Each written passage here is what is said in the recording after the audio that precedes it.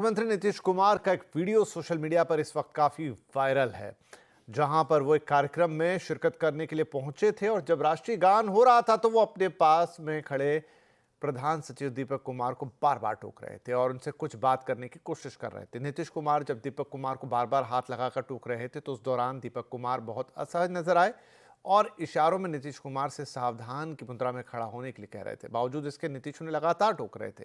RJD समेत विपक्ष ने नीतीश पर राष्ट्रगान के अपमान करने का आरोप लगाते हुए विधानसभा के भीतर और बाहर विरोध प्रदर्शन किया और नीतीश कुमार से माफी मांगने के लिए कहा। विधानसभा के भीतर तेजस्वी यादव ने मामला उठाया तो मंत्री विजय चौधरी ने इस पर जवाब दिया। आप सब लोगों ने देखा होगा, पूरी देश की जनता ने देखा है, हम माननीय मुख्यमंत्री जी का पूरा सम्मान करते हैं व्यक्तिगत तौर पर, लेकिन जब कोई राष्ट्रगान का अपमान करेगा तो नहीं सहेगा हिंदुस्तान महोदय। कि राष्ट्रगान या राष्ट्रीय परंपराओं के लिए मुख्यमंत्री का कितना सम्मान है ये बिहार की जनता जानती है।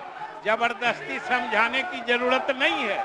मुख्यमंत्री हमेशा परंपराओं और राष्ट्र के सम्मान के लिए प्रतीक के रूप में जाने जाते हैं। इनको किसी दूसरे से राष्ट्रगान का सम्मान समझना नहीं है। नीतीश कुमार जी क्यों माफी मांगेंगे? जो भ्रष्टाचार में लिप्त है, जिस पर कानूनी कार्रवाई चल रही है, वो दंदना है और बिहार को कहां से कहां पहुंचाने वाला नीतीश कुमार जी क्यों माफी मांगेंगे? नीतीश कुमार जी बिल्कुल फिट हैं, बिहार को आगे दिन रात मेहनत करके पहुंचा रहे हैं, बिहार को नई ऊंचाई दे रहे हैं। दिल्ली हाईकोर्ट के एक जज के आवासीय बंगले में आग लगने के बाद घर से भारी मात्रा में कैश बरामद हुआ है। इसके बाद सुप्रीम कोर्ट के कॉलेजियम ने जज को दूसरे हाईकोर्ट में ट्रांसफर करने का फैसला लिया है।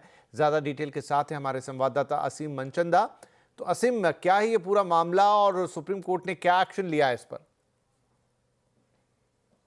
मैं इस वक्त दिल्ली हाई कोर्ट के जस्टिस यशवंत वर्मा के घर के बाहर खड़ा हुआ हूं। ये वही घर है जहां पर होली के दिन आग लगी थी। उस आग की सूचना फायर ब्रिगेड के अधिकारियों को दी गई, साथ ही पुलिस अधिकारी भी उस मौके पर पहुंचे। उन्होंने जब आग बुझा ली तो उन्होंने एक कैमरे के अंदर भारी मात्रा के अंदर उनको कैश मिला। इस कैश की सूचना उन्होंने अपने वरिष्ठ अधिकारियों को दी और यह मामला सुप्रीम कोर्ट के चीफ जस्टिस के पास पहुंचा। चीफ जस्टिस ने आनन फानन में कॉलेजियम की एक बैठक बुलाई और उस बैठक के बाद जस्टिस यशवंत वर्मा के ट्रांसफर के निर्देश दे दिए। इन्हें इलाहाबाद हाई कोर्ट के भेज दिया। हालांकि अभी यहाँ पर इंक्वायरी खत्म नहीं हुई है। सुप्रीम कोर्ट का कहना है कि ये पहला ट्रांसफर एक पहला स्टेप था। उन्होंने एक इन हाउस कमेटी बना दी है। 3 जजों की ये इन हाउस कमेटी इस पूरे मामले की जांच करेगी। उन्होंने दिल्ली हाई कोर्ट से इस पूरे मामले की रिपोर्ट भी मांगी है। एक बार इससे रिपोर्ट मिल जाती है तो उसके बाद इनके ऊपर किसी तरह का एक्शन देखने को हमें मिलेगा। असीम मनचंदा, CNBC आवाज, दिल्ली। गर्मी की छुट्टियों में अचानक से किराए ना बढ़े, इसके लिए रेगुलेटर डीजीसीए ने एयरलाइंस से पिछले 2 साल का हवाई किराए का डेटा मांगा है। डीजीसीए ये देखेगा कि इन मौकों पर एयरलाइंस कहीं अपनी अधिकतर टिकट जानबूझकर महंगी दरों पर तो नहीं बेचती रही। क्या है ये योजना और क्या है गर्मी की छुट्टियों के लिए हवाई किरायों की मौजूदा स्थिति, जानते हैं अपने संवाददाता रोहन सिंह से। जी, गर्मी की छुट्टियों से पहले सिविल एविएशन रेगुलेटर डीजीसीए कुछ तैयारियां कर रहा है। सभी एयरलाइंस से पिछले 2 साल का एयर फेयर का डेटा देने को कहा गया है। एयरलाइंस को ये जानकारी देनी है कि उन्होंने पिछले 2 साल में कितने प्रतिशत जो टिकट हैं वो हायर बकेट में बेची हैं। दरअसल सभी एयरलाइंस को अभी भी मौजूदा सिस्टम में एक जानकारी देनी होती है कि वो न्यूनतम कितने में बेचने जा रही हैं और अधिकतम कितना एयरफेयर रखने जा रही हैं, लेकिन उसमें कितने प्रतिशत टिकट जो हैं अधिकतम के आसपास रहती हैं ये काफ़ी मुश्किल होता है जानना। और अगर ये डीजीसीए को लगता है कि एयरलाइंस हायर ब्रैकेट के अराउंड ही अधिकतम टिकट बेच रही हैं तो डीजीसीए कुछ एडवाइजरी जारी कर सकता है या एयरलाइंस को टिकट की जो कीमत है वो कम करने को कह सकता है। साथ ही एक अर्ली वार्निंग सिस्टम पर भी काम हो रहा है जिसमें आर्टिफिशियल इंटेलिजेंस का इस्तेमाल किया जाएगा। और अगर महाकुंभ में जिस तरह से हमें देखने को मिला था कि अचानक से एयरफेयर बहुत बढ़ गए थे, वैसा कोई मामला सामने आता है तो ये सिस्टम इस अचानक से हुई स्पाइक को डिटेक्ट कर लेगा। या फिलहाल ये पूरा जो प्रोसेस है वो बन रहा है। साथ ही जो डीजीसीए का टैरिफ मॉनिटरिंग सिस्टम है उसको भी अपडेट किया जाएगा, उसको भी रिवैम्प किया जाएगा। ये कुछ कोशिशें अगले कुछ दिनों में हो सकती हैं ताकि गर्मी की छुट्टियों में बहुत ज़्यादा किराए ना बढ़ें। फिलहाल जो हमने देखा कि किराए कितने हैं जो इंपॉर्टेंट डेस्टिनेशंस में है, फिलहाल कंट्रोल में ज़रूर है, लेकिन कुछ ऐसे डेस्टिनेशंस हैं जहां पे किराए बढ़ने अभी से शुरू हो चुके हैं। दिल्ली से गोवा की बात करें तो लगभग 6,000 रुपये का किराया है, दिल्ली से श्रीनगर लगभग 10,000 का। अगर आप 1 जून को वन वे का किराया करते हैं तो दिल्ली से कोच्चि लगभग 8,000 रुपये का इस वक्त किराया आपको मिल रहा है। मुंबई से श्रीनगर 14,000 का किराया है, थोड़ा काफी बढ़ने जा रहा है, और साथ ही मुंबई से कोच्चि लगभग 6,000 रुपये का किराया है। तो कुछ सेक्टर्स में हमें देखने को मिल रहा है कि किराए बढ़ने शुरू हो गए हैं, लेकिन ये और ज्यादा ना बढ़े इसके लिए इस सिस्टम पर काम हो रहा है। दुनिया के सबसे व्यस्त एयरपोर्ट हीथ्रो को 24 घंटे के लिए बंद कर दिया गया है। पावर सबस्टेशन में आग लगने से लंदन के हीथ्रो एयरपोर्ट को बंद करने का यह फैसला लिया गया है। एयरपोर्ट बंद होने से करीब 1350 उड़ानें प्रभावित हुई हैं और हजारों यात्री फंसे हुए हैं। वहीं इस कारण 16,000 घरों की बिजली भी गुल है। एयरपोर्ट प्रशासन ने यात्रियों को सूचित कर दिया है। ज्यादा जानकारी दे रहे हैं लंदन से हमारे सहयोगी संजय सूरी। तो भारत से आने वाले हजारों यात्रियों पर असर पड़ा है। यहाँ हीथ्रो के बंद होने से देखा जाए तो रोज 19 उड़ानें भारत से डायरेक्ट फ्लाइट्स यहाँ हीथ्रो आती हैं। 8 ब्रिटिश एयरवेज की, 6 एयर इंडिया की, 5 वर्जिन अटलांटिक की, और उतनी ही उड़ानें यहाँ से रवाना होती हैं।